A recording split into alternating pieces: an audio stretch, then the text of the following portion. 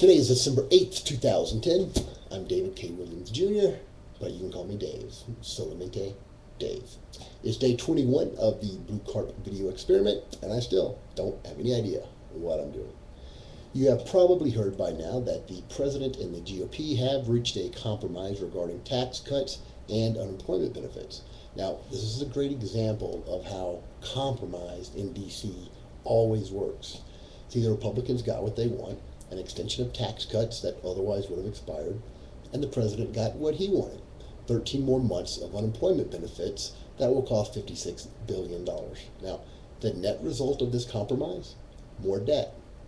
Debt that will have to be paid off, and not actually by anybody that's currently living.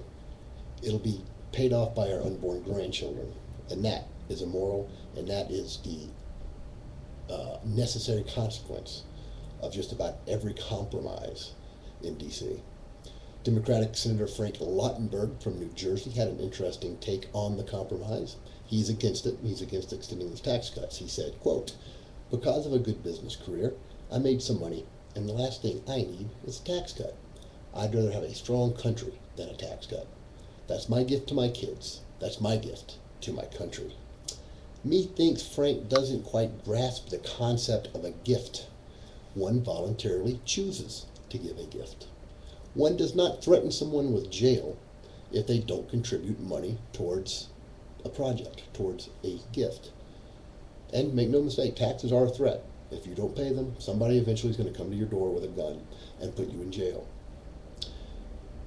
See the difference, Frank? A gift versus a threat. So calling taxes a gift is disingenuous at best, and certainly newspeak at its finest. I'll also suggest to Frank that the U.S. Treasury takes donations. If he truly wants to give a gift, he can certainly do so. Last night, the Douglas County School Board agreed to go ahead with implementing a voucher system. Obviously, there is opposition to this plan. It's controversial, but I was amused by one sign, as reported by the Denver Post, that said, quote, "Keep public money in public schools." Well, from whence does this public money come? It comes from private individuals.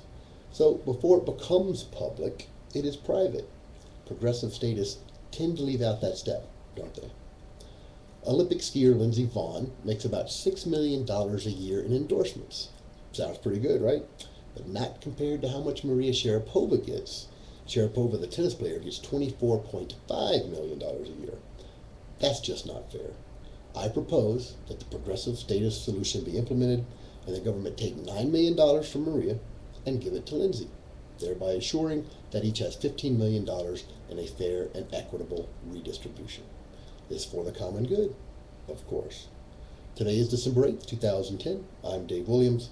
Follow me on my blog, www.bluecarp.com, on Twitter, @BlueCarp, Facebook.com/BlueCarp, and for how to be involved in the legislative process as a city and lobbyist here in Colorado at the state legislature, follow me on Twitter @Gadsden Society. Freedom is dangerous, my friends. Live dangerously.